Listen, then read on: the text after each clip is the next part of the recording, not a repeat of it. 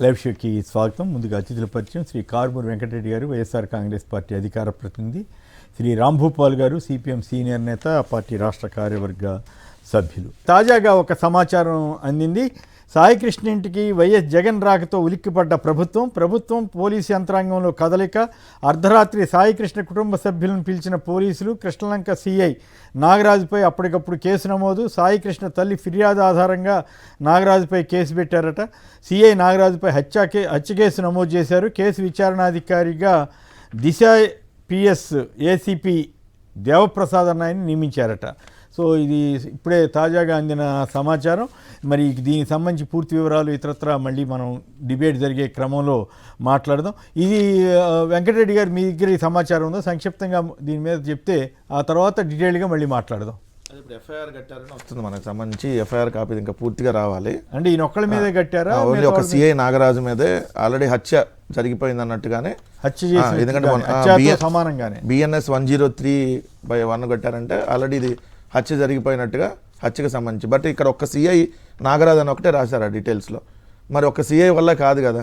And others అని కూడా ఏం పెట్టలేదు, అక్కడ పేర్లు ఏం రాయలేదు.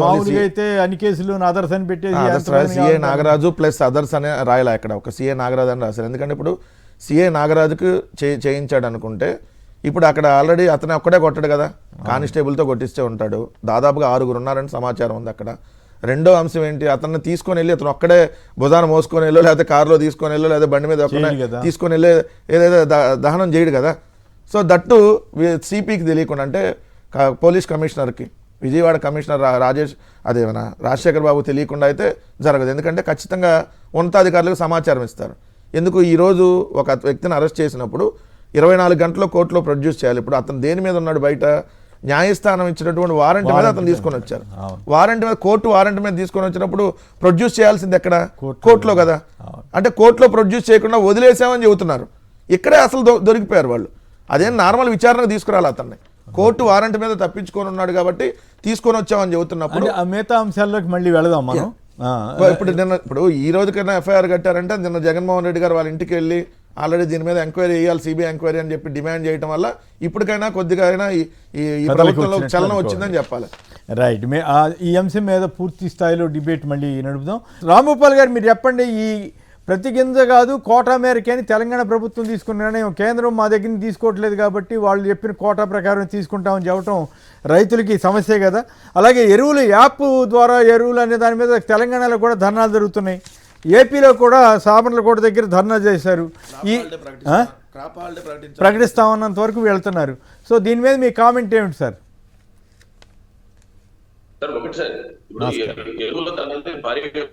రెండోది, ప్రభుత్వం ఈ ఎరువులకు ఒక యాప్ పెట్టి లిమిటెడ్ గానే పడుతుంది. దీని ప్రధాన కారణం హార్మోస్ జలసంధి, ఇరాన్ యుద్ధం, ఈ కారణాలు ఇప్పుడు చెప్తారు. కానీ అది ఒక చిన్న కారణం. దానికంటే ముఖ్యమైనది కేంద్ర ప్రభుత్వం ఎరువులకు సబ్సిడీ గత బడ్జెట్ లో 26,832 కోట్లు తగ్గించింది సార్. దాని ప్రభావంతో ఎరువుల ధరలు విపరీతంగా పెరిగినాయి. సబ్సిడీ లేదు కాబట్టి పూర్తి రేటు మార్కెట్ లో రైతులు పెట్టాలా. దానికి తోడుగా ఎరువుల సప్లై కొన్ని రాష్ట్రాలకు తగ్గుతుంది. ముఖ్యంగా మనలాంటి రాష్ట్రాలకు ముందు నుంచే కేంద్రం మాట్లాడి అవసరమైనటువంటి ఎరువుల్ని ముందస్తు అంచనా వేసి తెప్పించాల్సినటువంటి రాష్ట్ర ప్రభుత్వం ఆ దిశగా చర్యలు లేవు. ఇప్పుడు నెల్లూరు జిల్లాలో ఎరువుల కొరత చాలా తీవ్రంగా ఉంది. దాంతోపాటు అనేక జిల్లాల్లో యూరియా కోసం గతంలో మనం చూసాం. ఎప్పుడైనా విత్తనాల కోసం రైతులు రోడ్ల మీదకి వచ్చేవాళ్ళు, సబ్సిడీ విత్తనాలు ఇస్తారంటే ఇప్పుడు ఎరువులు కొంటాము మాకు సప్లై చేయమని చెప్పేసి రైతులు రోడ్లపైకి రావాల్సిన పరిస్థితి. ఎరువులు ఇవ్వక లేకపోతే పంటలు పెట్టలేము, క్రాప్ హాలిడే ప్రకటించుకుంటాం అనేటువంటి స్థితి మన ఆంధ్ర రాష్ట్రంలో. అంటే యాప్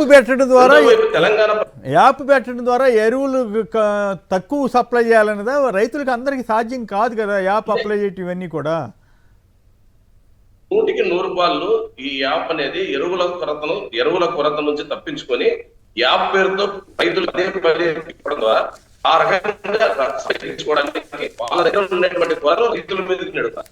రెండోది,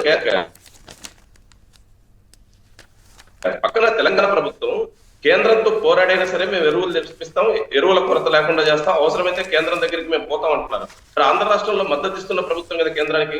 మీకు ఎందుకని ఎరువుల కొరత వచ్చింది? ఎందుకని కేంద్రంతో మాట్లాడటం లేదు? పదే ముఖ్యమంత్రి గారు, అదేవిధంగా ఉప ముఖ్యమంత్రి గారు, మంత్రులు కేంద్రం దగ్గరికి పదే వెళ్తున్నారు. ఎరువుల గురించి ఎందుకు మాట్లాడటంలా? ఎరువులు లేకుండా రైతులు ఇప్పుడు వ్యవసాయం చేసే పరిస్థితి ఉందా? ఒకవైపు ఏమో పంటలు విస్తారంగా పెరగాల, ఉద్యాన పంటలు లక్షల ఎకరాల్లో సాగు పెరుగుతుందని ప్రకటనలు ఇస్తారు, ముఖ్యమంత్రి గారు సమీక్షల్లో మాట్లాడతారు. రెండో పక్క పంటకు కీలకమైన ఎరువులు మాత్రం సప్లై లేవు. ఎరువులకు యాప్ పెట్టడం ఏంది సార్ మరి అన్యాయంగా? ఎరువులకు ఈ యాప్ అవసరం లేని రైతు ఎవరు ఎరువులు తీసుకుని ఏం చేసుకుంటాడు? ఇంట్లో పెట్టుకుంటే అంత డబ్బు లేని రైతుల దగ్గర లేవు. ఎక్స్ట్రా ఎరువులు కొని దాచిపెట్టుకోవడానికి అదేమైనా స్టాక్ పాయింట్ కాదు. అవసరం ఉండేటివే కొనలేక రైతులు పంటలు పెట్టలేకపోతే ఎక్స్ట్రా కొంటారంటున్నారంటే అర్థం ఏమిటి? అంటే కావాలనే ఎరువుల సప్లై ఏదైతే తగ్గిందో దాన్ని బాధ్యత తీసుకోకుండా రైతులను ఎత్తికి నెట్టడం, ఆ యాప్ పేరుతో రైతులనే ఇబ్బందులు పాలు చేయడం, అది దీంట్లో ఉండే ముఖ్యమైన అంశం. రైట్, మీరు కూడా కామెంట్ చేస్తారా? ఇప్పుడు వాస్తవంగా మనం చూస్తా ఉంటే ఈ గడిచిన 2 సంవత్సరాలుగా ఫస్ట్ ఏదైతే ఎరువుల ధరలు విపరీతంగా పెరిగినాయి. సరే, ఎరువుల ధరలు పెరిగిన రైతుకి ఏమైనా అందుబాటులోకి వస్తుందా అంటే రానటువంటి పరిస్థితి. ఇప్పుడు మళ్ళీ యాప్ అని తీసుకొని వచ్చి అది పెద్ద గుదిబండలాగా. ఎందుకంటే సామాన్యంగా మీరు చూడండి సార్, ఇప్పుడు మనం కొద్దిగా చదువుకున్న వాళ్ళమే యాప్లు సరిగ్గా వాడాలంటే అదేంటో కన్ఫ్యూజ్. అదే ఇప్పుడు మీలాంటి సీనియర్ జర్నలిస్టులుగా ఉన్న వాళ్ళకి అలాంటిది రైతుల్లో చదువుకోని వాళ్ళు ఎక్కువ మంది ఉంటారు కదా, తక్కువ చదువుకున్న వాళ్ళు, అది ఇంగ్లీష్లో యాప్లు వాడటం తెలియనటువంటి వాళ్ళు ఎక్కువ మంది ఉంటారు. మరి వాళ్ళు ఎలా యాప్ని తీసుకొని ఎరువులను బుక్ చేసుకుంటారు? కౌలు రైతులు కూడా ఎక్కువ మంది ఉంటారు. ఈసారి సాయం కూడా సరిగ్గా ఇవ్వట్లేదట. కౌలు రైతులకు ఈసారి కాదు సార్, జగన్మోహన్ రెడ్డి గారు ఉన్నప్పుడు కౌలు రైతులకు కూడా 13,500 కేంద్ర ప్రభుత్వం ఇవ్వాల కౌలు రైతులకి, ₹1 కూడా ఇప్పుడు కూడా ఇవ్వట్లా. కానీ రాష్ట్ర ప్రభుత్వంగా జగన్మోహన్ రెడ్డి గారు ఆ రోజు 13,500 కౌలు రైతులకు ఇచ్చారు, ఏదైతే రైతు భరోసా కింద. కానీ ఇప్పుడు ఈ 2 సంవత్సరాల్లో చూస్తే కౌలు రైతులకి ₹1 కూడా ఈ ప్రభుత్వం ఇచ్చినటువంటిది లేదు. కౌలు రైతులకి ఈసారి కూడా సారీ అని చెప్పి వాళ్ళు వార్త రాశారు. నిజంగా అప్రిషియేట్ చేయాలి పేపర్ను కూడా. రెండో అంశం వచ్చేటప్పటికి ఇక్కడ ఇప్పుడు డైరెక్ట్గా రైతులు డిమాండ్ చేస్తుంది, అంతకుముందు యూరియా ఎలా ఇచ్చారో సార్ లైన్లో నిలబడడానికి తీసుకుంటా అంటున్నారు, అలా ఏమంటున్నారు. అంతకుముందు లైన్లో నిలబడి తీసుకునే విధానం ఉండేది కాదు, రైతు భరోసా కేంద్రం ఆధ్వర్యంలో ఎక్కడికక్కడ అందుబాటులో ఉండేది. ఈరోజు అందుబాటులో లేకపోవటం, యాప్ పెట్టకపోతే సార్ అంతకుముందు 5 బస్తాలు డైరెక్ట్గా నేరుగా వచ్చేదంట రైతులకి. ఈరోజు ఈ యాప్ వల్ల ఏంది, అది బుకింగ్ తక్కువ, అంటే బుక్ చేయటం రావట్లేదు, రెండో స్టాక్ అక్కడ చూపించదు, సో సకాలంలో రైతులకు అందటం ఉండదు, సో బుక్ చేసుకునే అమౌంట్ కూడా వచ్చేటటువంటిది ఉంది. ఇన్ని రకాల కష్టాలు ఉన్నాయి, అంటే వాడటం చాలా మందికి రాదు, సో అందుకని యాప్ తీసేసేయమని చెప్పి రైతులు డిమాండ్ చేస్తారు. ఇక్కడ తెలంగాణలో కూడా ఈ యాప్ పెట్టారు, అది కూడా దీని మీద కూడా ఇక్కడ కూడా ధర్నాలు జరుగుతూ ఉన్నాయి. దీంతోపాటు నిన్న తుమ్మల నాగేశ్వరరావు ఒక కీలకమైన ప్రకటన చేశారు. ఈ వర్షాభావం పరిస్థితులు ఏర్పడుతున్నాయి, తక్కువగా ఉంది, అందువల్ల మీరు తొందరపడి నాట్లు ఇవి పంటలు మొదలు పెట్టొద్దని కూడా ఇచ్చారు. అది ఒక రకంగా అప్రమత్తం చేయటమే, విత్తనాలు వేసి నష్టపోకుండా. ఈ సంవత్సరం చాలా వర్షాలు తక్కువ అనేది బయట కూడా సరిగా పడితే పర్వాలేదు, కానీ లేదంటే రైతులకు నష్టపోకుండా జాగ్రత్తలు అయితే తీసుకోవడం మంచిది అని నాకు అనిపించింది. రాంభూపాల్ గారు చెప్పండి, ఈ అప్పులు జాస్తి రాబడి నాస్తి, వడ్డీ ఆదాయం అంతా జీతాలకే సరిపోతుందని ఎల్లో మీడియా ప్రచారం. మరి ఆ వాగ్దానాలు చేసేటప్పుడు మాత్రం మేము సంపద సృష్టిస్తామని చెప్పారు. ఇంకోవైపు ఏమో 2.5 ఏళ్లలోనే 4.5 లక్షల ఇళ్ళు నిర్మించేసామని పార్థసారథి గారు చెబుతున్నారు. ఓ పక్క డబ్బులే లేవంటారు, ఇంకో పక్క ఇవన్నీ చేసేసామని చెబుతారు. ఏది వాస్తవం, ఏది అవాస్తవం? ఈ ఆర్థిక సంక్షోభం వైపు వెళ్తున్నారా? సంపద సృష్టి అప్పుల సృష్టి? ఇది రాంభూపాల్ గారు. 2 సమస్యలు ఉన్నాయి సార్. ఒక సమస్య ఏమంటే కేంద్రం నుంచి మనకు రావాల్సిన గ్రాంట్స్ ని, కేంద్రం నుంచి వచ్చిన నిధుల్ని ఖర్చు పెట్టడంలో ప్రభుత్వం గ్రాంట్స్ సాధించడంలో వైఫల్యం ఉంది, వచ్చిన నిధుల్ని కూడా సక్రమంగా ఖర్చు పెట్టలేకపోతుంది. రెండో వైపు సంపద సృష్టిస్తామని చెప్పేసి ఏదైతే ఎన్నికల ముందు చెప్పినారో దానికి విరుద్ధంగా ప్రజల మీద భారాలు వేసేటువంటి విధానాలను అనుసరిస్తుంది. దీంతో ఆదాయం లేదు ప్రభుత్వం దగ్గర. ఆదాయం లేను కనుక ఆటోమేటిక్ గా ఈ రోజు అప్పుల మీద ఆధారపడుతున్నారు, అప్పులు కూడా భారీగా చేస్తున్నారు, వడ్డీలే ఈ రోజు పెరిగిపోతున్నాయి. ప్రభుత్వం ఈ రోజు వాళ్ళ మీడియా సంస్థల ద్వారా సంక్షేమ పథకాల కోత పెట్టడానికి ఉద్యోగుల వేతనాల్ని, గతంలో మీకు గుర్తుంది సార్, మీరు సీనియర్ గా, గతంలో మద్యపాన నిషేధం అప్పుడు మద్యపాన నిషేధం సక్రమంగా అమలు చేయాలంటే డబ్బులు కొరత ఏర్పడుతుంది, ఉద్యోగుల జీతాలు తగ్గితే తప్ప మద్యపాన నిషేధాన్ని అమలు చేయలేమన్నారు. రెండో వైపు మద్యపానం అమల్లో ఉన్నప్పుడు ఈ మద్యపానం ద్వారా మాకు ఆదాయం తగ్గిపోతుంది అన్నట్టుగా రెండో వైపు నుంచి ఉద్యోగులతో ప్రచారం. అందుకని ఈ రోజు ప్రభుత్వం తన వైఖరిని గత 10 సంవత్సరాల లెక్కలిచ్చి సంక్షేమ పథకాన్ని, ముఖ్యంగా పెన్షన్స్ ఏదైతే ఈ రోజు సామాజిక భద్రతకు ఉపయోగపడే పెన్షన్స్ ఉన్నాయో ఆ పెన్షన్స్ కోత కోయడం న్యాయమే అని మధ్యతరగతిని అనిపించడం కోసం ఈ రోజు ఈ ప్రచారం జరుగుతుంది. నిజంగా ప్రభుత్వం సంపద ఎందుకు సృష్టించలేదు సార్? దాని దగ్గర ఆదాయ వనరులు ఉన్నాయి, పెద్ద ఎత్తున ఖర్చు పెట్టండి, పెద్ద ఎత్తున ఆదాయాన్ని సేకరించాల్సిన మార్గాలు ఉన్నాయనే కదా ఎన్నికల్లో చెప్పింది. కేంద్రం మాకు అండగా ఉంటది, డబుల్ ఇంజిన్ సర్కార్ ద్వారా రాష్ట్రంలో ఆదాయం పెరుగుతాయని కదా చెప్పింది. సంపద ఎట్లా సృష్టిస్తామో చేసి చూపిస్తామన్నారు కదా. ఈరోజు మున్సిపల్ సేవలు అన్ని ప్రైవేటీకరిస్తున్నారు, బీచుల్లో మద్యం అమ్మేటువంటి విధానాన్ని అమలు చేస్తున్నారు. అనేక రకాల ప్రజల మీద భారాలేసి అనేక కాదు, విధానాలను అమలు బీచ్ అన్న పదం మీరు ప్రస్తావించారు కాబట్టి ఒకప్పుడు మద్య నిషేధం కోసం విపరీతమైన ప్రచారం చేసి అందులో నేను కూడా ఎంతో కొంత ఉడతా సాయం లాగా మాకుబాటు వాళ్ళకి కూడా భాగస్వామ్యం ఉంది. అలాంటి పత్రిక అచ్చంగా ఈనాడు అచ్చంగా అదే పనిలో ఉండేవాళ్ళం కదా, పేజీలు కేటాయించి.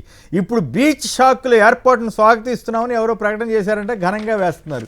సో మద్య నిషేధం అమలు చేసిన పార్టీ ఏమో మద్యం తీర ప్రాంతాల్లో కూడా పెడుతుంది, బీచ్ల్లో కూడా పెడుతుందట. మద్య నిషేధానికి పేజీలు కేటాయించి మరి వ్యాపార స్వార్థం అనే పరిస్థితి అప్పట్లో విమర్శ వచ్చినా మా బోటి వాళ్ళని నమ్మేవాళ్ళం కాదు, చిత్తశుద్ధితోటి చేస్తున్నారనేవాళ్ళం. ఇప్పుడు చూస్తే ఖచ్చితంగా అదేనేమో అనిపిస్తూ ఉంది. సో ఈ స్వాగతిస్తున్నామని వీళ్ళు పెద్ద వార్తలు వేస్తున్నారు. ఎవరో చాంబర్ వాళ్ళు ఎవరో చెప్పారు, చాంబర్ ఆఫ్ కామర్స్ వాళ్ళంట, వాళ్ళు ఎవరో ప్రకటన ఇచ్చినారంట ఈ మధ్య. వాళ్ళ భార్య పిల్లలతో పోగలరా సార్? మరి బొలిశెట్టి సత్య ఇలాంటి వాళ్ళు మొత్తుకుంటున్నారు. ఇదేందా బాబు, ఎంపీ గారి స్టేట్మెంట్ మీద గీతం కాలేజీలో పెట్టుకోండి మీకు కావాలంటే ఇలాంటి పర్యావరణ, అది మాత్రం రాయట్లేదు. బీచ్ లో పెట్టడం న్యాయమైనప్పుడు గీతంలో కూడా పెడదాం అని అంటున్నాడు. ఓకేనా మరి చెప్పగలరా? గీతం కాలేజీలో కూడా మద్యం షాప్ ఓపెన్ చేసుకుందాం, ఓపెన్ గానే అమ్ముకుందాం అని చెప్పగలరా? అంటే ప్రభుత్వం ఈ రోజు తమ ఆదాయం కోసం ఎంతకైనా ఏ విధానానికైనా అనుసరిస్తుంది. మున్సిపల్ సేవలు టోటల్ ఆర్టీసీ బస్సులు ప్రైవేటీకరణ సార్, టోటల్ గా ఈ కాలంలో చూస్తే ఈజ్ ఆఫ్ డూయింగ్ బిజినెస్ అనే పేరుతో విచ్చలవిడిగా ప్రైవేటీకరణ లేదా ఈ సంస్థలకు అమ్మేసే కార్యక్రమం ఓవైపు జరుగుతుంది. రెండో వైపు ఏమో సంపద లేదు కాబట్టి సంక్షేమ పథకాలు కోత కోసే విధానాన్ని మరోవైపు అమలు చేస్తున్నారు. రైట్, మీరేమంటారు? ఇక్కడ రెండు సార్, ఇప్పుడు ప్రభుత్వానికి ఎప్పుడు ఆదాయం వస్తుంది? ప్రభుత్వం ఫస్ట్ దుబారా అనేది తగ్గించుకోవాలి. కానీ వీళ్ళు చూస్తే ఇప్పటికి 53 సార్లు ఈ 24 నెలల కాలంలో మంత్రులు కానీ ముఖ్యమంత్రి కానీ విదేశీ పర్యటనలు చేశారు. 53 సార్లు ముఖ్యమంత్రి కానీ లేదంటే మంత్రులు కానీ అందరికి కలిపి 53 సార్లు అయినాయి 23 నెలల్లో. ఓ పక్క మనం దుబారా తగ్గించమంటే వీళ్ళు దుబారా పెంచుతూ మొన్నే కదా క్యాబినెట్ డెసిషన్ తీసుకొని మనం శుక్రవారం నో వెహికల్ డే అని పెట్టి అక్కడ తిరుపతిలో ఎంత పెట్టాం?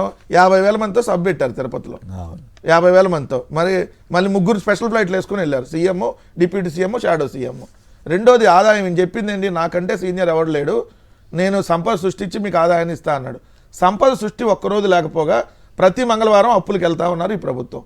రెండోది, రాష్ట్రానికి ఆదాయం ఎక్కడి నుంచి వస్తుంది? ఏదైనా విలువైనటువంటి భూములు నిజంగా అమ్ముకుంటే ఆదాయం కూడా వస్తుంది. కానీ ఈ ప్రభుత్వం ఏం చేస్తుంది? ఎకరం 100 కోట్లు అమ్మే భూమిని 99 పైసలకు ఇస్తారంటుంది. అంటే ఓ పక్క దుబారా చేస్తూ ఇంకో పక్క దోపిడీకి తెరలేపారు. అంటే వచ్చే రాష్ట్ర ఆదాయం రాకుండా పోతుంది. ఇంకో పరిశ్రమల పేరు మీద ఉద్యోగాలు కూడా రాని గూగుల్ డేటా సెంటర్కి వాళ్ళకి ఇంటర్నేషనల్ కంపెనీ అది, దానికి 22,000 కోట్లు ఎదురు రాయితీలు. రిలయన్స్ వాళ్ళకి 50,000 కోట్లు అంట. ఇద్దరు కలిపితే 1,200 ఉద్యోగాలు వస్తే 40,000 కోట్లకు పైగా రాయితీలు ఇచ్చారు, 40,000 కోట్లకు పైగా ప్రోత్సాహకాలు.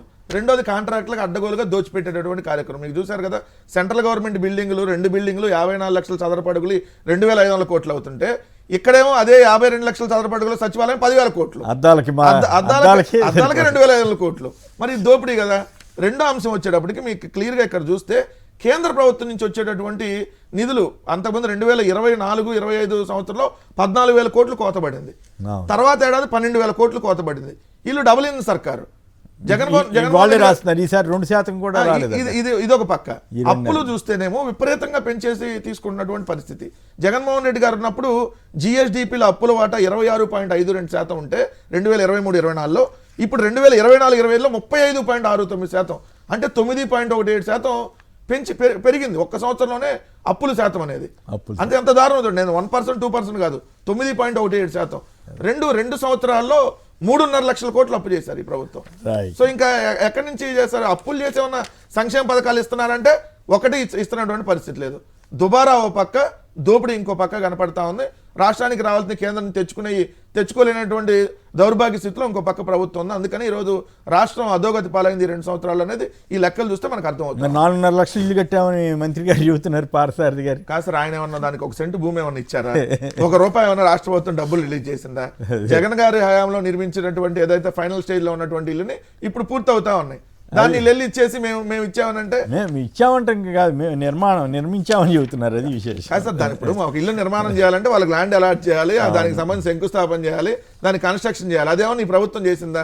జగన్ గారు చేసినవన్నీ వీళ్ళ ఖాతాలు వేసుకుంటా అంటే వేసుకోండి, చేయగలిగింది ఏమన్నా. నెక్స్ట్ ప్రభుత్వం ఇప్పుడు మా తర్వాత వచ్చిన ప్రభుత్వం మీదే కాబట్టి మీకు రేట్లో వేసుకుంటున్నారు. అది రైట్. కొడాల నానిపై ప్రాసిక్యూషన్కి అనుమతి అంట. పంచాయతీ ఎన్నికల సమయంలో చంద్రబాబు నిమ్మగడ్డ రమేష్పై దోషం. మొన్నే కదా ఆయన యాక్టివ్ అయ్యాడు కదా, యాక్టివ్గా ఆయన ఆరోగ్యం కుదిరిపోయిన తర్వాత వచ్చారు కదా, వచ్చి గట్టిగా మాట్లాడాడు కదా, 2 సంవత్సరాల పరిపాలన రోజు అయింది. దాని మీద వెంటనే ఇక మళ్ళీ రెడీ చేశారు. మళ్ళీ రెడ్ బుక్ అంటే ఇట్లా ఉంటుంది అనుకోవాలి. ఇక డిఎస్సి అక్రమాలపై ఎంక్వైరీ చేయాల్సిందే, థర్డ్ పార్టీ సిట్టింగ్ జడ్జితో న్యాయ విచారణ జరిపించాలంటూ గవర్నర్కి వైసీపీ బృందం బొత్స సత్యనారాయణ గారు తదితరులంతా వెళ్ళి గవర్నర్ కోరారు. ఈ డిఎస్సి అక్రమాలపై విచారణ చేసే పరిస్థితి కనపడుతోందా రాంభూపాల్ గారు?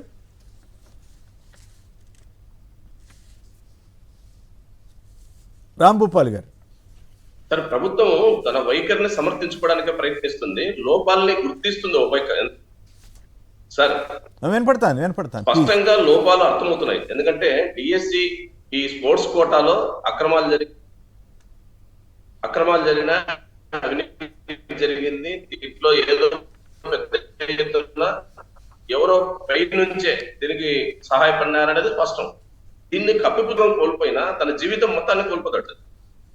ఎంతో కష్టపడి ఆయన ఆటలు ఎందుకు ఆడతాడు, అనేక రకాల స్పోర్ట్స్ లో ఎందుకు పాల్గొంటాడు. ఎక్కువ మంది పేద కుటుంబాల నుంచి వచ్చిన వాళ్ళే స్పోర్ట్స్ లో పాల్గొంటారు. అందులో గిరిజన అతను గోల్డ్ వచ్చిన అతని పరిస్థితి మనం చూస్తాం. అందుకని వాళ్ళంతా పేద కుటుంబాల నుంచి ఎందుకు ఆటల వైపు మొక్కుతారంటే తాము చదివిన చదువులకు ఇది ఉద్యోగం జరుగుతుందని. కానీ ఈరోజు అక్కడే అన్యాయం జరిగిపోతే వాళ్ళకు ఉద్యోగాలు ఎట్లా వస్తాయి? రెండోది, ఈ స్పోర్ట్స్ కోటాలో జరిగిన దాని మీద విచారణ జరపండి. నిజంగా న్యాయం మీరు చేసిందే సరైనది అయితే ఎందుకు విచారణ సిద్ధపడ్డల్లా? సిపిఎం కూడా డిమాండ్ చేసింది, దీని మీద సమగ్రంగా విచారణ జరపండి. ఓపెన్ గా ఆ సర్టిఫికెట్స్ ఏవైతే మీరు స్పోర్ట్స్ కోటాలో సర్టిఫికెట్స్ తీసుకున్నామన్నారో అవన్నీ ఓపెన్ డాక్యుమెంట్ చేయండి.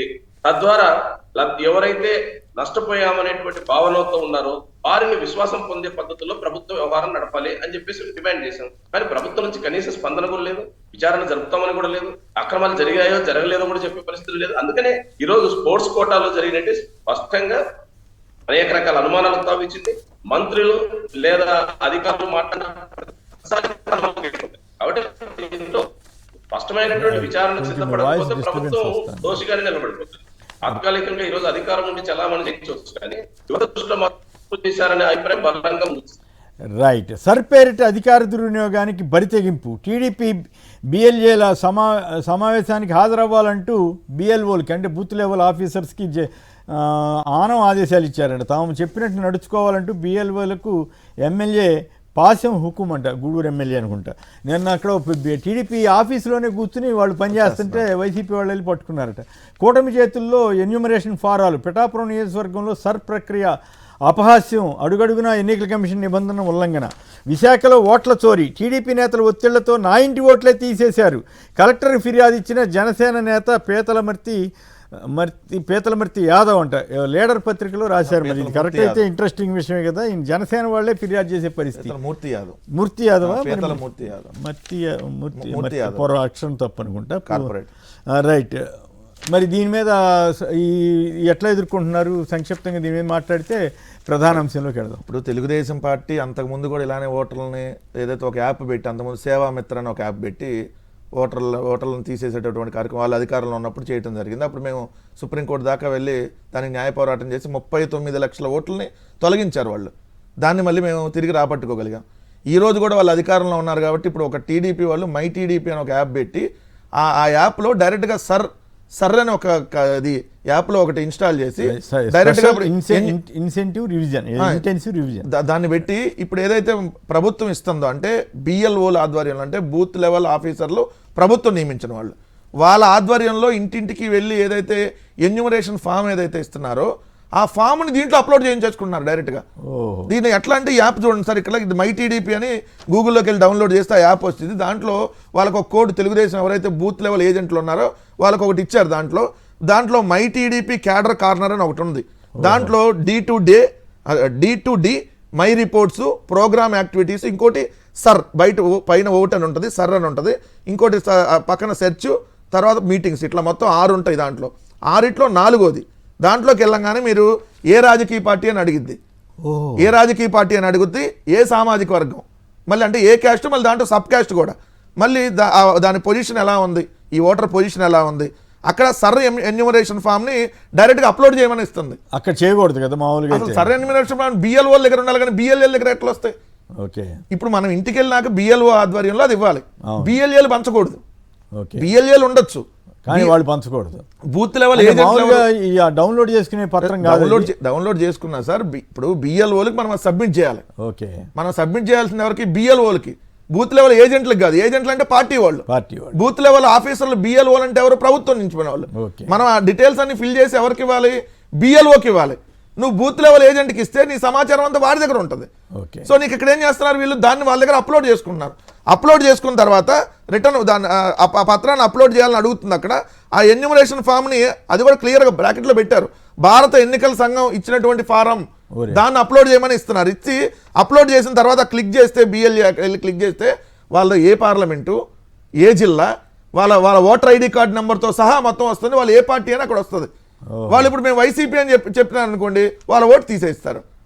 టీడీపీ అని అంటే వాళ్ళ దగ్గర దాన్ని తీసేయరు. సో ఎలా కుట్ర బంధం చూడండి. అంటే వాళ్ళకి ఎన్నికల్లో డైరెక్ట్గా గెలవటం ఏ రోజు తెలుగుదేశం పార్టీకి లేదు. ఎవరో ఒకరితో పొత్తులోనో లేదంటే ఈవీఎంలు మేనేజ్ చేసో లేదంటే ఓట్లు తీసేసో 50 లక్షల మాయ ఓట్లు పోలయ్యాయని 12% ఓట్లు. సో 12% ఓట్లు అదనంగా పోలైంది అంటే పోలింగ్ ఓట్లకి సరదాగా వాటికి మాయ ఓట్లు అని పేరు పెట్టాను. అదే ఈవీఎంని ఏ మాయ అన్న టైప్లో కూడా వస్తా ఉంది. ఎంత దారుణం అంటే సార్, మొన్న నేను మళ్ళీ తర్వాత చెక్ చేస్తూ చూస్తే ఉదయగిరి నియోజకవర్గంలో పోలింగ్ బూత్ నెంబర్ 135, వైఎస్ఆర్సీపీకి 0 ఓట్లు. ఇద్దరు ఏజెంట్లు ఉంటారు కదా లోపలే, ఇద్దరు ఏజెంట్లు ఉంటారు. అసలు 0 ఓట్లు ఎట్లా ఉంటాయి? రెండు అక్కడ మన హిందూపూర్లో ముదినేపల్లి అనేటటువంటి ఆ పంచాయతీకి సంబంధించిన వార్డులో మున్సిపాలిటీ కింద ఉంది అది ముదినేపల్లి. దాంట్లో వైఎస్ఆర్సీపీకి అసెంబ్లీలో 1 ఓట్లు, పార్లమెంట్లో 430 ఓట్లు. ఎట్లా పడతాయి? ఇప్పుడు దీంట్లో కనీసం క్రాస్ ఓటు కంటే 20-30 ఉంటాయి కానీ 100 ఉండవు కదా. వచ్చేసారి ఇవన్నీ లేకుండా జాగ్రత్త పడతారనేది చాలా మందికి సార్. ఇప్పుడు చంద్రబాబు నాయుడు గారు కుట్రలతో గెలవడానికి అనేక రకాలు ప్రయత్నిస్తాడు. దాని మీద ఎప్పుడు మనం పోరాడాల్సిందే. ఇప్పుడు ఎవరైతే ఓట్లు ఇప్పుడు మన బూత్ లెవెల్ ఏజెంట్లు చాలా జాగ్రత్తగా ఉండాలి. ఎందుకంటే బూత్ లెవెల్ ఏజెంట్లని ఇప్పుడు వైసీపీ బూత్ లెవెల్ ఏజెంట్లు కూడా మ్యానిపులేట్ చేసే ప్రయత్నం కూడా చేస్తారు వాళ్ళు. ఎందుకంటే మీ మీద కేసులు పెడతాం, దాడులు చేస్తాం అని చెప్పి. సో అప్రమత్తంగా నాయకులు వీళ్ళందరూ ఉండాలి. ఈ నెల రోజులు కీలకం జగన్ గారు చెప్పినట్టుగా. రైట్. ఎంపీపై దాడి అంటే పార్లమెంటు సార్వభౌమాధికారం పైన దాడి అన్నారట జడ్జి గారు. మరి అదేందో అంత ఘాటు వ్యాఖ్యలు చేశారట సార్. జడ్జి గారు ఘాటు వ్యాఖ్యలు చేసిన సందర్భంలో మరి జడ్జి గారు మరి ఒక ఎంపీ డ్రగ్స్ తీసుకొని పార్లమెంట్కి వెళ్తే మరి ఇది పార్లమెంట్ ప్రతిష్ట మొత్తం దిగదాల్సినట్టే కదా. ఆయన దాకా ఆ కేసు అక్కడ దాకా వెళ్ళాలి. ఎందుకలా సార్? దేశం మొత్తం ఇప్పుడు పేపర్లో ఎవరైనా కేసు వెళ్ళరు కానీ సరే జడ్జి గారు అన్నాన్ని మనం ఏం తప్పు పట్టాల్సింది లేదు. ఆయన అన్నదాని ప్రకారం మరి అదే అయితే మరి అదే ఎంపీలు తప్పులు చేస్తేనో, ఎంపీలు మర్డర్లు చేస్తేనో, లేదంటే డైరెక్ట్ డ్రగ్స్ తీసుకొని వెళ్తే పార్లమెంట్ కదా ప్రజాస్వామ్యం మొత్తం మీద బీహార్ అతను పప్పు యాదవ్ ఎవరో దాడిగా భావించాలి కదా. అంటే కులమత విద్వేషాలు పెంచేలాగా మాట్లాడడం ఇవన్నీ కూడా కులమత విద్వేషాలను పెంచేలాగా మాట్లాడతారు. డైరెక్ట్ రౌడీజం చేస్తున్నటువంటి పరిస్థితి. మరి బ్యాంకులకు మొత్తం ఎగరాం పెడితే అదే ఎంపీలు మరి దేశ మొత్తానికి ఇది అయినట్టే కదా. ఓకే, ఇది చాలా ఇంట్రెస్టింగ్ వ్యాఖ్య. అయితే ఇక్కడ పాయింట్ ఏంటంటే సరే అది ఒక ఆస్పెక్ట్ అయితే, ఒక ఎంపీ మీదే అట్లా పోలీసులు కొట్టారనో దౌర్జన్యం చేశారనేది అంత సీరియస్ అయినప్పుడు, ఇప్పుడు ఏపీలో ఏకంగా పోలీస్ స్టేషన్లో సామాన్యులకి, పార్లమెంట్ సభ్యులకి లేదా ప్రముఖ వీఐపీలకి వేరు చట్టాలు ఉండవు కదా. మరి ఇప్పుడు అంత సీరియస్గా హైకోర్టు స్పందించింది, అందుకు స్వాగతిద్దాం. అయితే ఇప్పుడు అదే స్థాయిలో న్యాయ వ్యవస్థ ఇవన్నీ కూడా ఏ రకంగా స్పందిస్తాయన్నది ఇప్పుడు ఆసక్తికరంగా మారింది. సిబిఐ దర్యాప్తు జరగాలని నిన్న జగన్ గారు అక్కడికి వెళ్ళి డిమాండ్ చేసి వారిని ఓదార్చారు. పార్టీలకు అతీతంగా వాళ్ళు జనసేన వాళ్ళైనా కూడా, జనసేన నాయకుడు పవన్ కళ్యాణ్ గారు వీళ్ళు ఎవరు వెళ్ళినట్లేరు కదా, వాళ్ళు వెళ్ళలేదు. కానీ జగన్ గారు వెళ్ళి పరామర్శ చేయడం, ఆ తర్వాత టీడీపీ ఎమ్మెల్యే అయితే వెళ్ళారట. మరి జనసేన వాళ్ళు ఎందుకు వెళ్ళలేదో తెలియదు. మరి రాష్ట్రంలో దుర్మార్గ పాలన సాగుతోందని కూడా ఆయన రంపచోడవరం వాళ్ళ మీటింగ్లో కూడా ఇవన్నీ ప్రస్తావించారు. గాదే సాయికృష్ణ అదృశ్యంపై న్యాయ విచారణ జరపాలని సిపిఎం రాష్ట్ర కమిటీ డిమాండ్ చేసింది. నేను ప్రత్యక్షంగా చూసా, మహంకాళి చందు అనే ఒక ప్రత్యక్ష సాక్షి విడుదల చేశారు. నేను మాదిగా పుట్టడమే తప్పు అయిపోయింది. మరొక అతను ఇదే స్టేషన్లో సిఐ నాగరాజు వెంటాడి వేధిస్తున్నాడు. ఆత్మహత్య యత్నిస్తూ తీసుకున్న సెల్ఫ్ వీడియో సెల్ఫీ వీడియో వెలుగులోకి, మరో యువకుడి ఆత్మహత్య. చూడండి ఎంత దారుణంగా ఉందో. ఈ నవీన్ రెడ్డి మృతదేహం ఫోటో చూపించి సాయి కృష్ణదని ఫేక్ పెట్టారు. దీనికి ప్రాధాన్యత ఇచ్చారు. ఆయన ఎవరో అన్నారని పోలీసులు ఇంతవరకు ఏం చెప్పలేదు. కానీ ఎల్లో మీడియా చివరికి ఇటువంటి వాటిని కూడా, ఒక మనిషి చావుని కూడా వీళ్ళు ఈ రకంగా రాస్తున్నారంటే ఆశ్చర్యం వేస్తోంది. కృష్ణలంక స్టేషన్ సీసీటీవీని ఫుటేజ్ని భద్రపరచండి అని కోర్టు వారు ఆదేశాలు ఇచ్చారు. అంతవరకు ఎట్లా ఉంటుందో మరి, నిజంగా వీళ్ళు ఉంచారా లేదా ఏంటో అనేది చూడాలి. కృష్ణలంక కలకలం, సిఐ నాగరాజు చుట్టూ వివాదాలు అంటూ కథనం ఇచ్చింది ఇంకో ఎల్లో మీడియా. కింకర్తవ్యం తలపట్టుకున్న చంద్రబాబు సర్కార్ లాకప్ డెత్ ఘటన నుంచి ప్రజల దృష్టి మళ్లించేందుకు రకరకాల ప్రయత్నాలు చేస్తున్నారంటూ వార్తలు వచ్చాయి. ఈ నిజంగానే ఈ పరిణామాలన్నీ కూడా ఆంధ్రప్రదేశ్లో రెడ్ బుక్ ఎఫెక్ట్ అయినా, పోలీసులకి కొద్దిగా ఇష్టం వచ్చినట్టు చేయండి అని చెప్పేసరికి వాళ్ళు ఇంకా అరాచకంగా మారిపోయారా? దీని అంతటికీ ఎవరు బాధ్యత వహించాలి? ఇప్పుడు ఒక సిఐ గారి మీదే హత్య కేసు పెడితే సరిపోతుందా? రాంభూపాల్ గారు చెప్పండి, ఎట్టకేలకు సిఐ గారి మీద హత్య కేసు కింద లెక్క కదా ఆ సెక్షన్ ప్రకారం పెట్టారు. మరి ఇది తూతూ మంత్రంగా చేస్తున్నారా? అసలు నాళ్ళు ఎందుకు జాప్యం చేశారు? ఈ మొత్తం పరిణామ క్రమం మీద మీ విశ్లేషణ చెప్పండి. ఒక్క మాట సార్, దీనికి ముందు సర్ గురించి ఓకే ప్లీజ్. సర్ ద్వారా ఖచ్చితంగా ఓట్ల తొలగింపు జరుగుతుందనే దీన్ని మొదట్లోనే అడ్డుకోవాలని చెప్పేసి ప్రతిపక్ష పార్టీలు, ముఖ్యంగా ఇండియా బ్లాక్ చాలా పెద్ద ప్రయత్నం చేసింది. అది బీహార్ లోనే అడ్డుకొని ఉంటే ఈ రోజు ఈ పరిస్థితి వచ్చిండేది కాదు. సరే, ఆ రోజేమో మన రాష్ట్రంలో ఉండే ప్రధాన పార్టీలన్నీ మద్దతు ఇచ్చినాయి. ఇప్పుడు చూస్తే తీవ్రమైన భయాందోళనకు గురవుతున్నారు. ముఖ్యంగా ఈ సర్ అనేది అధికార పార్టీ చేతిలో ఒక ఆయుధంగా పనికొస్తుంది. ఎక్కడైతే ఏ పార్టీ ఓట్లను తొలగించాలనుకుంటారో, అది కులము, మతము లేదా పార్టీ ఆధారంగా ఓట్లను తొలగిస్తారో దానికి ఒక ఆయుధంగా పనికొస్తుందని ఇప్పటి వరకు జరిగిన అనుభవం అంతా చెప్తుంది. ఆంధ్ర రాష్ట్రంలో కూడా ఆ ప్రయోగాలు జరుగుతున్నాయి. ఇంతకుముందు మిత్రులు చెప్పినట్లు అధికార పార్టీ బూత్ లెవెల్ ఏజెంట్స్ దగ్గర ఈ యాప్లు ఉండడం ఏమిటి? వాళ్ళు వచ్చి ఇళ్ల దగ్గర ఓట్లు వాళ్ళు నమోదు చేస్తున్నట్టుగా ప్రచారం చేసుకుంటున్నారు. మరి ఆ బూత్ లెవెల్ ఆఫీసర్స్ ఎక్కడ ఉన్నారు? వాళ్ళ దగ్గరికి ఎట్టపోయినాయి ఈ యాప్స్ అన్ని? అదే యాప్స్ ఇచ్చింటే ఇతర రాజకీయ పార్టీలకు కూడా ఆ సదుపాయం కల్పించాలా? అధికార పార్టీకి మాత్రం ఈ సదుపాయం ఉందంటే ఖచ్చితంగా ఈ పేరుతో కొన్ని ఓట్లు తొలగించడానికి పెద్ద ప్రయత్నం జరుగుతుంది. దీన్ని అడ్డుకోవాల్సినకపోతే ప్రజాస్వామ్య ఉనికి ప్రమాదంలో పడుతుంది. రెండోది, ఈ రోజు సాయి కృష్ణ ఒక్క నిమిషం రాంభూపాల్ గారు, దీనికి సంబంధించి పొనక జనార్దన్ రెడ్డి గారు ప్రముఖ న్యాయవాది మనతో మాట్లాడటానికి సిద్ధంగా ఉన్నారు. వారి వివరాలు తీసుకున్న తర్వాత మీరు కామెంట్ చేద్దరు. కానీ జనార్దన్ రెడ్డి గారు నమస్కారం. ఏమిటి తాజాగా వచ్చిన కేసు పెట్టిన తీరు కానీ వీటి మీద మీకున్న సమాచారం ఏమిటి? నమస్కారం కొమ్మినేని గారు, అక్కడున్న మన యాంకర్ స్కీమ్ తర్వాత మన ప్రేక్షకులకి, ఇంట్లో అర్ధరాత్రి ఏదో ఒక ఎఫ్ఐఆర్ కట్టినట్టుగా సోషల్ మీడియాలో ఒక ఫస్ట్ పేజ్ మాత్రమే సర్క్యులేట్ అవుతుందండి. అది వాస్తవమైందేనా అని చెప్పి కృష్ణలంక పిఎస్ లోనే కట్టారు. అది వాస్తవమేనా? ఏంటంటే 4 సెక్షన్ల కింద కేసు నమోదు చేశారండి వాళ్ళు. ఈ బిఎన్ఎస్ కొత్త చట్టంలో 4 సెక్షన్ల కింద మర్డర్ కేసు కూడా పెట్టారు. కానీ వాళ్ళు ఏంటంటే ఒక్క సిఐ నాగరాజన్ రాయడం అనేది ఏంటో అర్థం కావట్లేదు. ఏంటంటే పోలీస్ స్టేషన్ లో ఒక గ్రూప్ ఆఫ్ టీం ఉంటది. ఆ టీమ్ లో అందరూ కొందరు పాల్గొని ఉన్నారని చెప్పి ఇచ్చిన వాళ్ళ అమ్మగారు ఇచ్చినటువంటి దాంట్లో కూడా ఆమె విజయలక్ష్మి గారు క్లియర్ గా చెప్పారు. ఈ నలుగురు అయ్యా, బాబురావు, అశోక్, నవీన్, ఆ డ్రైవరు అని చెప్పి 4 పేర్లు చెప్తున్నారు, సిఐ పేరు చెప్తున్నారు. కానీ ఒక సిఐ పేరు రాశారు. ఇచ్చిన సెక్షన్ లో కూడా రాంగ్ఫుల్ కన్సైన్మెంట్ అని ఒకటి, అంటే ఆల్మోస్ట్ కిడ్నాప్ లాగా తీసుకొచ్చి పట్టుకురావడం అనేది ఒకటి. రెండోది వచ్చి అసాల్ట్ అని చెప్పి ఆన్ స్టేట్ పబ్లిక్ సర్వెంట్ మీద అసాల్ట్, అది ఎందుకు పెట్టారు ఆ సెక్షన్ అయితే అర్థం కావట్లేదు. 132. తర్వాత మూడోది 103(1), ఇది ఇంపార్టెంట్. మర్డర్ చేయడం అనేది ఇది ఇంపార్టెంట్ అయిన సెక్షన్, ఇది పెట్టారు. రెండోది 4వ సెక్షన్ కింద వచ్చింది 238 బిఎన్ఎస్, అంటే అది ఒక ప్రొసీజరల్ ఇదనమాట. అంటే ఈ సాక్ష్యాలు తారుమారు చేయడం ఇలాంటి వీటి మీద పెట్టినట్టుగా అర్థం అవుతుంది అది. కానీ దానికంత పెద్ద వాల్యూ లేదు. కానీ ఒక్క 103(1) మాత్రం చాలా ఇది ఉంది. దీనికి ఉరిశిక్ష పడే అవకాశాలు మాత్రం ఖచ్చితంగా కనిపిస్తున్నాయి. కానీ దీన్ని ఎఫ్ఐఆర్ లో మాత్రం అంటే కాదు, బేసిక్ గా కాదండి, సోషల్ మీడియాలో పెట్టిన ఈ ఎఫ్ఐఆర్ కరెక్ట్ అయిందేనా లేకపోతే ఎవరైనా కావాలని? అదే చెప్తున్నాను. ఎందుకంటే మనం ఏదో ఈఆల్ డేట్ లో అర్ధరాత్రి ఏదో కూర్చొని చేసినట్టుగా ఉన్నారు. పేరు కూడా సిఐ నాగరాజు కదా, ఆయన ఎస్సీసీవి, ఆయన పూర్తి పేరు వాళ్ళకి తెలియకుండా ఉండదు. ఆయన పనిచేస్తున్నాడు, ఆయన పేరు పెట్టకపోవడం అనేది, పూర్తి పేరు రాయకుండా సిఐ నాగరాజు అంటే సమాచారం మాన్యువల్ గా రాశారు. ఓకే, మాన్యువల్ రాసిన ఆన్లైన్ సమాచారం అయితే సాయి కృష్ణ సాయికృష్ణ కుటుంబ సభ్యుల్ని పిలిచి ఫిర్యాదు తీసుకున్నారని ఉండొచ్చండి. ఎవరో హెడ్ కానిస్టేబుల్ అప్పుడున్న ఆ సమయానికి ఉన్న రైటర్ రాసి ఉండొచ్చు ఎఫ్ఐఆర్. దాంట్లో మనమేమి ఇది తప్పు కాదు.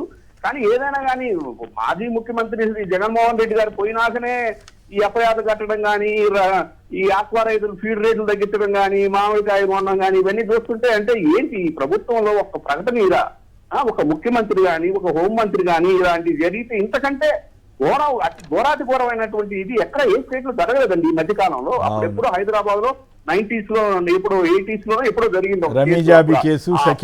దహనం చేశారు ఒక కేసులో, లాకప్ డెత్ లో. అలాంటి చాలా సీరియస్ అఫెన్స్. దీని మీద ఎలాంటి స్పందన లేకుండా గాలికి వదిలేసి వీళ్ళంతా విదేశాలు తిరుగుతూ ఇది ఇంత ఏదో కోర్టులో స్కోప్ ఆఫ్ హెబియస్ కార్పస్ చాలా సీరియస్ అండి. వాళ్ళకి అర్థం కావట్లేదు. సిబిఐ ఎంక్వైరీ ఆర్డర్ చేయొచ్చు, జ్యుడిషియల్ కమిషన్ వేయచ్చు, చాలా స్కోప్ ఉంది హెబియస్ కార్పస్ లో, రిట్ లో, జ్యూరిడిక్షన్ ఆఫ్ చాలా సీరియస్ అండి. 29 సమాధానం చెప్పేదానికి అయితే మర్డర్ అయిన మాత్రం వాస్తవంగా ఒప్పుకున్నట్టండి. ఇది ఎఫ్ఐఆర్ కానీ కరెక్ట్ అయితే మర్డర్ అయిపోయారు అనేది వాస్తవంగా ఇప్పుడు అనుమానాలు లేకుండా క్లియర్ గా చెప్పేశారు. ఇప్పుడు నిన్న నుంచి ఎల్లో మీడియా కూడా దీనికి వంతపాటుతో మర్డర్ అయిపోయాడు చెప్తుంది నిన్న రాత్రి నుంచి. కాబట్టి మర్డర్ చేశారు. సో దీనికి బాధ్యత ఖచ్చితంగా అయితే ప్రభుత్వం తీసుకోవాలి. ఖచ్చితంగా రాజీనామా చేయాలి. హోమ్ మినిస్టర్ ఇమీడియట్ గా రాజీనామా చేయాలి. అది పద్ధతి. Right. Thank you Janardhan Reddy గారు. ఇక రాంభూపాల్ గారు. ఇప్పుడు 9వ తారీఖు నాడు ఏదైతే మార్కాపురం నుంచి తీసుకొచ్చారో తల్లి చెప్తుందో అప్పటి నుంచి ఆయన అదృశ్యమైనాడు. ఎక్కడున్నాడు అనేది చెప్పాల్సిన బాధ్యత ఈరోజు ప్రభుత్వానికి, పోలీసులది. ఎందుకంటే హైకోర్టు ఆదేశించింది హెబియస్ కార్పస్ ముందు నా ముందు అతన్ని ప్రవేశపెట్టండి. ఈరోజు ప్రభుత్వం కానీ, పోలీస్ అధికార యంత్రాంగం కానీ సాయికృష్ణను తీసుకొచ్చే పరిస్థితి లేదు. ఎందుకంటే సిఐ సస్పెన్షన్ చేయడంలోనే క్లియర్ గా ఇది లాకప్ డెత్ చేసినట్టుగా పరోక్షంగా అంగీకరించారు. ఇప్పుడు సోషల్ మీడియాలో లేదా బయట వైరల్ అవుతున్నట్టుగా ఈ ఎఫ్ఐఆర్ నిజమా కాదా అనేది పక్కన పెడితే ఈ ఎఫ్ఐఆర్ ఇప్పుడైనా రేపైనా తప్పనిసరిగా నమోదు కావాల్సిందే. లేకపోతే ప్రభుత్వం జవాబు చెప్పుకోవాల్సి వస్తుంది. కృత్యుడి ఏదైతే తమిళనాడు జిల్లాలో జరిగినటువంటి పోలీస్ కేసు ఏ రకంగా ఉరిశిక్ష వరకు పోలీస్ అధికారుల మీదకి పోయిందో ఆ పరిస్థితి ఆంధ్ర రాష్ట్రంలో జరిగే పరిణామం క్రమంగా అటువైపు నడుస్తుంది. అంటే ప్రభుత్వం ఖచ్చితంగా ఆత్మరక్షణలో పడింది. ఈ ఆత్మరక్షణ నుంచి బయటపడ్డారంటే ఖచ్చితంగా కేసు నమోదు చేస్తారు. కానీ ఇక్కడ సమస్య కేసు నమోదు చేయకపోవడం కాదు సార్. ఒక పౌరుల హక్కులకు ఇంత పెద్ద ఎత్తున ప్రమాదం ఏర్పడటం అనేది చాలా తీవ్రంగా పరిగణించాల్సిన అవసరం. దీన్ని ఒక కుల సమస్యగా మార్చడం, కుల సమస్యగా చిత్రీకరించే ప్రయత్నం చేయడం మాత్రం చాలా అభ్యంతరకరం. ఎందుకంటే ఈ రోజు సిఐ నాగరాజు గారిది నిందితుడిగా చనిపోయినటువంటి బాధితుంది ఒకే కులం కాబట్టి దీనికి ప్రాధాన్యత లేదన్నట్టుగా మీడియా ప్రచారం చేస్తే ఇంతకంటే అవమానం, ఇంతకంటే అనైతికం సిఐ నాగరాజు కులమైనంత మాత్రం ఆటోమేటిక్ హక్కులు వస్తుంది. కరెక్ట్. ఇంకో అతను కూడా ఆత్మహత్య చేసుకున్నాడు కదా పాపం. అతను ఇంకో సామాజిక దళిత యువకుడు ఆత్మహత్య చేసుకుని చనిపోయినాడు. మరి ఆయన ఏం చెప్తారు ఇప్పుడు? అందుకని కుల సమస్య కాదు ఇక్కడ, పౌరుల భద్రతకు సంబంధించిన పౌరుల హక్కుల సమస్య. అది భంగం జరిగింది, దానికి బాధ్యత ప్రభుత్వం తీసుకోవాలా. ఒక పోలీస్ అధికారిని సస్పెండ్ చేసినంత మాత్రాన్ని సమస్య తీరు, న్యాయ విచారణ జరిపించాలనేది సిపిఎం గా మేము డిమాండ్ చేస్తాం. అంటే ఇప్పుడు సోషల్ మీడియాలో కానీ ఇతరత్ర కానీ కొన్ని ప్రశ్నలు వస్తున్నాయి. ఇప్పుడు లోకేష్ గారు రెడ్ బుక్ అన్నారు. రెడ్ బుక్ అంతో పాటు ఎన్ని కేసులు పెట్టించుకుంటే అన్ని కేసులతోటి ప్రమోషన్ ఏది పదవులు ఇస్తామని ప్రచారం చేశారు. ఇప్పుడు కేసులు ఉన్న వాళ్ళని పోలీస్ స్టేషన్లో ఇట్లా చేస్తున్నారనే వ్యాఖ్య వస్తూ ఉంది. దాని ప్రభావం కూడా ఉంటుందంటారా? అట్లాంటి అంటే పోలీసులకు ఇష్టారాజ్యంగా వ్యవహరించే స్వేచ్ఛ ఇవ్వటం వల్లే ఇది జరిగిందంటారా? ఇప్పుడు లా అండ్ ఆర్డర్ ఫెయిల్ అయిందంటే అడ్మినిస్ట్రేషన్ ఫెయిల్. ఎందుకంటే లా అండ్ ఆర్డర్ ఇష్టానుసారంగా వ్యవహరించగలుగుతుంది అని అంటే పై నుంచి ఆదేశాలు లేదా పై నుంచి మాకేం కాదనేటువంటి భరోసా ఉంటే తప్ప ఇట్లాంటి ప్రయత్నాలు జరగవు. ఒక్కటి కాదు సార్, మీరు చూసినారు సత్యసాయి జిల్లాలో ఒక గిరిజన దళిత మహిళ మీద 12 మంది సామూహిక అత్యాచారం చేసినారు. ఆమె చిన్న వయసులో డెలివరీ అయింది. ఆ నిందితులు పడిన శిక్ష ఏం సార్? ఈ రోజు వరకు ఈ గవర్నమెంట్ వచ్చిన తర్వాతనే జరిగింది. నిందితులు పడిన శిక్షలు ఈ రోజు వరకు నిందితుల పరిస్థితి ఏమిటి? ఆ కుటుంబం వీధిలో పడిపోయింది. తల్లి మానసికంగా వికలాంగురాలు, తండ్రి చనిపోయాడు. ఆ అమ్మాయి చిన్న బిడ్డను వేసుకొని ఈ రోజు అనాథగా బతుకుతుంది. ప్రభుత్వం ఎందుకు పట్టించుకోలేదు? అదే విధంగా తెనాల్లో చూసాం, గంజాయి అమ్మారని చెప్పేసి దళిత యువకులు రోడ్డు పైన పబ్లిక్ గా పోలీసులు ఇష్టానుసారంగా కొట్టారు. అదే గంజాయి కేసులో గంజాయిని నివారించడం కోసం పనిచేసినటువంటి పెంచలయ్య అతను నెల్లూరు జిల్లాలో దుర్మార్గంగా హత్య చేసినారు. ఒకటి కాదు, ఇట్లాంటి కేసులు చాలా చెప్పవచ్చు. అందుకని ఈరోజు ప్రభుత్వం అడ్మినిస్ట్రేషన్ పరంగా లా అండ్ ఆర్డర్ మరి కాపాడాల్సిన డ్రగ్ కేసులో పోలీస్ డ్రగ్ కేసులో పట్టుబడిన డ్రగ్ కేసులో పట్టుబడిన తెలుగుదేశం ఎంపీని మాత్రం ఇక్కడ ఇన్ఫ్లుయెన్స్ చేసి రేవంత్ రెడ్డి గారి ప్రభుత్వాన్ని వదిలేశారు. రైట్. వాళ్ళతో పాటు ఉన్న వాళ్ళు వెళ్ళారు రిమాండ్కి, వాళ్ళతో పాటు ఉన్న వాళ్ళు రిమాండ్కి వెళ్ళారు, ఇతను మాత్రం పార్లమెంట్కి వెళ్ళాడు. రైట్. దీని మీద తాజాగా వచ్చిన సమాచారం ఆధారంగా మీ విశ్లేషణ? సార్, ఇది ప్రభుత్వానికి తెలిసి జరిగినటువంటి హత్య. ఖచ్చితంగా నేను ఆ మాట ఎందుకు అంటున్నానంటే, ఇదే సిఐ నాగరాజు వల్ల నేను ఆత్మహత్య చేసుకుంటున్నానని చెప్పి మే 21వ తారీఖు ఒక ఎంఆర్పిఎస్ నాయకుడు క్రాంతి కుమార్ 40 సంవత్సరాల యువకుడు, అతను ఓపెన్గానే అతను సూసైడ్ నోట్ ఉంది, మనకు వీడియో కూడా ఉంది. అతను సూసైడ్ చేసుకున్నాడు, ఏమంటే హాస్పిటల్ తీసుకెళ్ళిన తర్వాత హాస్పిటల్లో చనిపోయాడు. మరి ఆ రోజు ఇదే సిఐ నాగరాజు మీద కనీసం డిపార్ట్మెంటల్ ఎంక్వైరీ కూడా ఎందుకు వేయలేదు అంటే, ఏదైతే కమిషనర్గా ఉన్నటువంటి రాజశేఖర్ బాబుకి తెలియదా ఇతను ఇతను చనిపోయాడు అనేది? రెండో అంశం వచ్చేటప్పటికి ఇది మే 9వ తారీఖు ఏదైతే మార్కాపురం వెళ్ళి యువకుడిని తీసుకొని వచ్చి కోర్టులో ప్రొడ్యూస్ చేయాల. కోర్టులో ఖచ్చితంగా ఇప్పుడు ఇక్కడ సిఐగా ఉన్నటువంటి వ్యక్తి పైన ఇన్ఫార్మ్ చేయాలి, సార్ నేను పలానా వాళ్ళు ఏదైతే కోర్టుకు సంబంధించినటువంటి దాంట్లో ప్రక్రియలో భాగంగా మేము తీసుకొని వచ్చామని చెప్పి వాళ్ళు చెప్పకుండా మరి సిపి అదే మన కమిషనర్కి తెలియకుండా ఇది ఎలా జరుగుతుంది? రెండో అంశం, ఈమె ప్రెస్ మీట్ పెట్టింది ఎప్పుడు? తల్లిగారు జూన్ 4వ తారీఖున వచ్చి బార్ కౌన్సిల్ ఆధ్వర్యంలో ప్రెస్ మీట్ పెట్టి హెబియస్ కార్పస్ రిట్ వేశారు. ఇప్పుడు నిన్న 17వ తారీఖు ముఖ్యమంత్రి చంద్రబాబు నాయుడు గారు రియాక్ట్ అయ్యారు, సిపి కూడా అప్పుడు ఆ రోజే. అంటే నేను ఇక్కడ క్లియర్గా అడుగుతుంది ఏంటి, 4వ తారీఖు ఆమె నా కొడుకు కనపట్టలేదంటే కనీసం మీరు 5వ తారీఖు 6వ తారీఖు 7వ తారీఖు కనీసం 2-3 రోజుల తర్వాత అయినా ఎందుకు రియాక్ట్ అవ్వాలా పోలీస్ యంత్రాంగం? హెబియస్ కార్పస్ వేసినా కూడా మీరు ఎందుకు రియాక్ట్ కాలా అంటే, ఆల్రెడీ ఇది మీకు తెలుసు అతను చంపేశారన్న విషయం. దీని వెనకాల ఏదో పెద్ద మతలబు ఉంది సార్. పొలిటికల్ యాంగిల్ లేకుండా ఒక సిఐ వెళ్ళి డైరెక్ట్గా ఒకరిని చంపేసి లాకప్ డెత్ చేసేసి, మాజీ డీజీపీ గారు మేనల్లుడు ఏదో బంధువు నండూరు సాంబశివరావు గారి పేరెందులేండి మేనల్లుడు, మనమే అంటలేదు కదా. సో ఆయన నేను పొలిటికల్ యాంగిల్ ఎందుకు ఉందంటున్నానంటే, ఖచ్చితంగా దీంట్లో పొలిటికల్ ఇన్వాల్వ్మెంట్ లేకపోతే నిజంగా ఒక సిఐ ఏదో అట్లా కొడితే చచ్చిపోతే దాన్ని నిజంగా పేరెంట్స్కి తీసుకొని వచ్చి చెప్పి శవాన్ని వాళ్ళకి అప్పచెప్పేవాళ్ళు. ఈ శవం కూడా కనపడకూడదు, అసలు ఈ వ్యక్తి శవం కాదు కదా, అతను బూడిద కూడా ఆ కుటుంబ సభ్యులకు ఉండకూడదు అనేటటువంటి అతి పెద్ద కుట్ర ఇక్కడ ఏదో ఉంది. లేకపోతే దాంట్లో వాళ్ళకి ఏం తెలియక ఏం చేయాలో అర్థం కాక గందరగోళం అయ్యారా? దానికి రకరకాలుగా ఏదేదో ఇప్పుడు మనం ఒక్కొక్కరు ఎవరో చెప్తున్నట్టు అంటే కాదు, కానీ ఎంక్వైరీ జరగాలంటున్నాం. ఈ ఎంక్వైరీ ఆంధ్రప్రదేశ్ రాష్ట్రంలో ఉన్న పోలీసులు చేస్తే ఎలా ఎంక్వైరీ ట్రాన్స్పరెంట్గా ఉంటుంది? ఇక్కడ చేసింది పోలీసు వాళ్ళు, మళ్ళీ ఎంక్వైరీ చేశారు కూడా అదే పోలీసులు.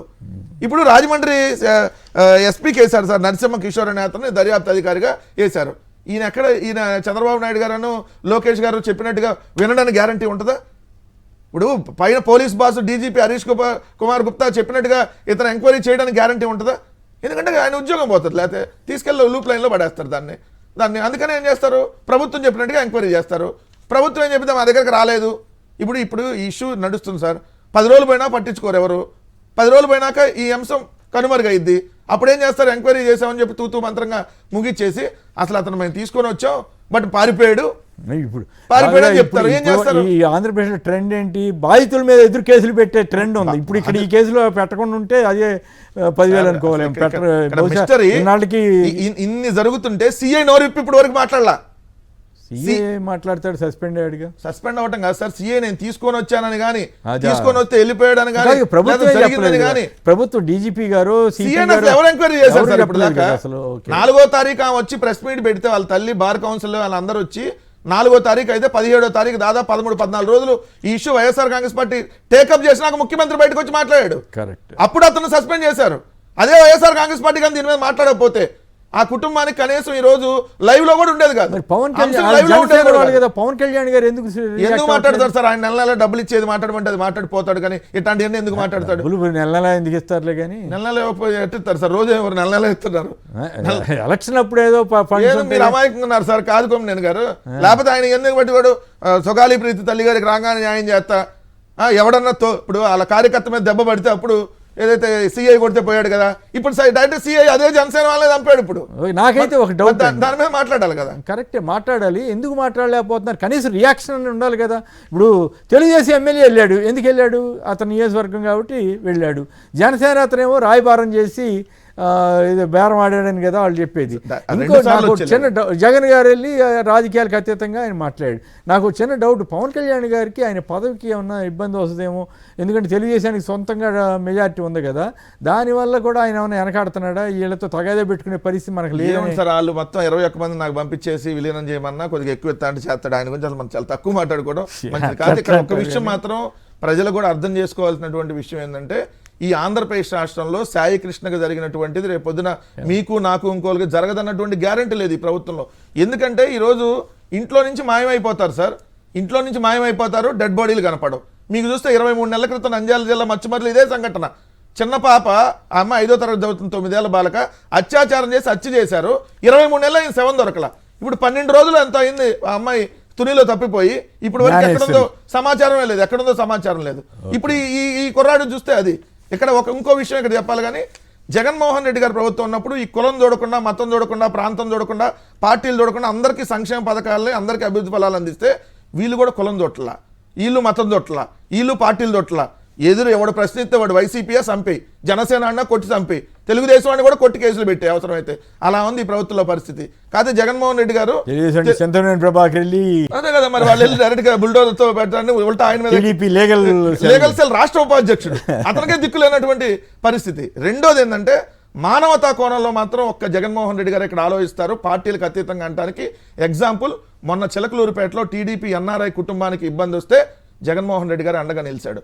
నిన్న ఈరోజు జనసేన కుటుంబానికి, విజయవాడలో కాపు యువకుడు జనసేన కుటుంబానికి సంబంధించి ఇబ్బంది వస్తే జగన్ గారే వాళ్ళ ఇంటికి వెళ్ళాడు.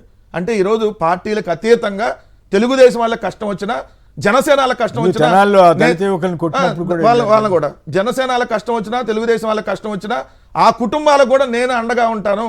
ఈ ప్రభుత్వంలో ఎవరు బాధితులైతే, అది జనసేన వాడు బాధితుడైనా, తెలుగుదేశం వాళ్ళు బాధితులైనా, ఏదైతే బీజేపీయో కాంగ్రెస్ ఎవరు బాధితులైనా అండగా నేను ఉంటానని చెప్పి ఒక మానవతా కోణంలో ఈరోజు అండగా నిలబడుతున్నటువంటి నాయకుడిగా జగన్మోహన్ రెడ్డి గారిని మాత్రం ఖచ్చితంగా మనం అందరం అప్రిషియేట్ చేయాల్సినటువంటి అవసరం ఉంది. రైట్, ఫైనల్గా ఒక మాట చెప్పండి మన రాంభూపాల్ గారు, పవన్ కళ్యాణ్ గారు ఆయన పార్టీ వాళ్ళ దగ్గరికి కూడా ఎందుకు వెళ్ళలేకపోతున్నారు, లేదా ఆయన పార్టీకి సంబంధించిన వాళ్ళు కూడా వెళ్లకుండా, పైగా ఇతను చనిపోయిన అతనికి వ్యతిరేకంగా కొంతమంది మాట్లాడడం మీకేమనిపిస్తూ ఉంది? కనీసం మానవత్వం లేకుండా పోలీసు వ్యవహరించారనుకుంటే జనసేన అధినేత కూడా తగు రీతిలో స్పందించలేదేమో అనిపిస్తోందా? ఖచ్చితంగా సార్, ఎందుకంటే మీరు గుర్తుంది సార్, గతంలో తన నియోజకవర్గంలో ఒక సిఐ కేసు మీద చాలా ఘాటుగా మాట్లాడాడు. ఆయన సిఐని కూడా ట్రాన్స్ఫర్, అక్కడ ఉన్న ఆ సిఐ తన మాట వినడం లేదని చెప్పి హోంమంత్రి బాధ్యతలు కూడా నేను తీసుకోవాల్సి వస్తుంది అని అంతగా మాట్లాడాడు మొదటి రోజుల్లో, మనందరికీ గుర్తుంది. కానీ ఈ రోజు రాష్ట్ర హెడ్ క్వార్టర్ ఇది, పరిపాలన అధికార యంత్రాంగం అంతా ఇక్కడే ఉంది.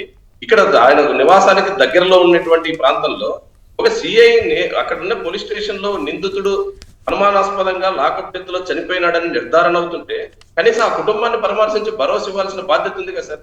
వాళ్ళు ఐడి కార్డులతో సహా చూపిస్తున్నారు, జనసేన వాళ్ళం మేము, జనసేన పార్టీ మమ్మల్ని ఆదుకోలేదు, మమ్మల్ని ఆదుకోమని విజ్ఞప్తి చేసినాం, కనీసం మా కోసం వచ్చి ధర్నా చేసింటే కూడా పోలీస్ స్టేషన్ దగ్గర మా అబ్బాయి బతికిండేవాడు అని చెప్పేసి ఆ కుటుంబం అంతా చెప్తుంది.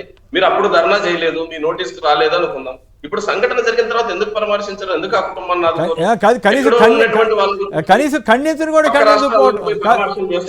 కనీసం ఖండించినట్లు కూడా ఇంతవరకు ఎక్కడ వార్తలు రాలేదు. మరి ఆయన అది మరి చాలా అన్యాయంగా అనిపిస్తా ఉంది.